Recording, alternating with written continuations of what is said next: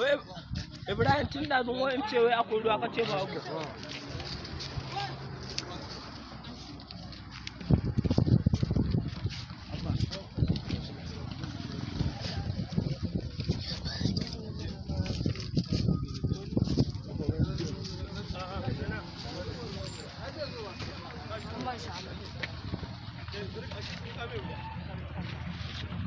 Wai magana taki.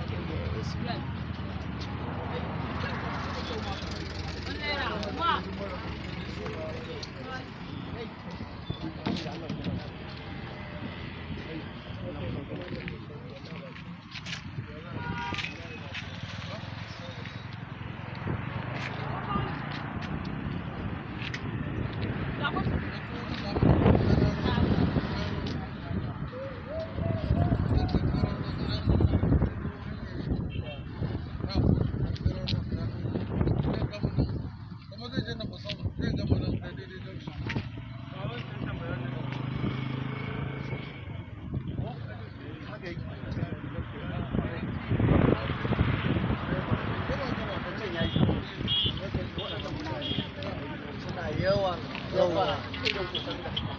kuma mu da irin shawarar da kake ba su ne muka samu kuma su kansu yanzu kowannen su nan ya kwamface ne yana zo zo ka zanna haka nan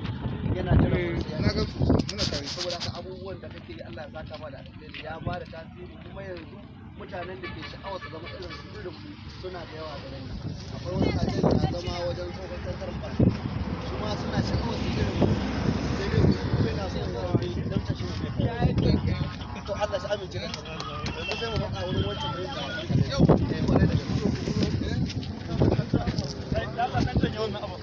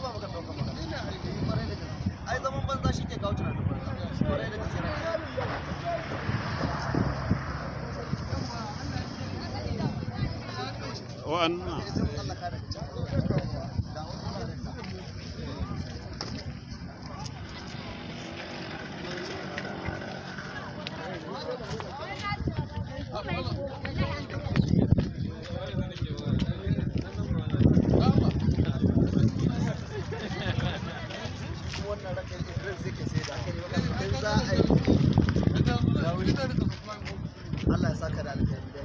Allah ya saka da alheri kwarai da gaske Allah ya saka da alheri kwarai da gaske Allah ya saka da alheri to alhamdulillah Allah ya saka da alheri kwarai da gaske muna godiya kwarai da gaske ga kuma wasu nan wurin in tsiya ce da kayan share-share fashin shara da jikuna na tafiya ai ba ka shi shaibu da wannan ruwa da wannan lele gane bakin nan Allah da sha wannan kaji a wani ai to shi kuma wannan dan mai yake saidawa a Basko amma shi wurin shi ba da yake ya dai so ne kana da wannan kwalo yake kayan sana'a shi kwarai da gaske saboda security ga dauka kaya ya zama aiki da kayan da yawa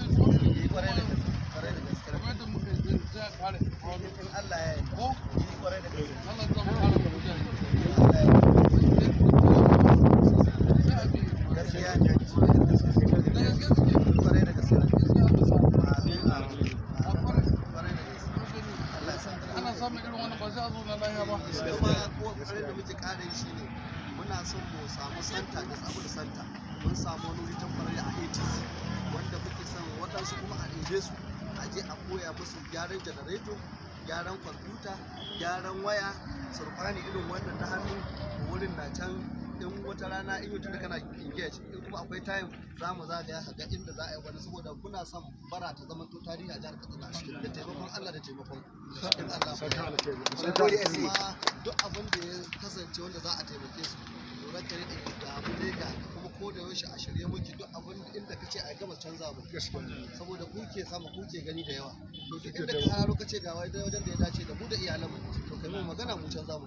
Allah ya saka mana muna kuma hanya mafita kare da gaske kare da gaske sai ka aiki ta yi kyau nagode nagode insha Allah kun ga damar shi abin da gwamnati so kenan gaskiya ya kasance mu je san ciwon idan muna haka ɗaukar magana za ta rabu matsaloli za su rabu kuma jama'a za su yi nasara gaskiya kuma babu na kasance sai wanda bai da shi ne ma gaskiya kun nuna mu duniya kuna iya insha Allah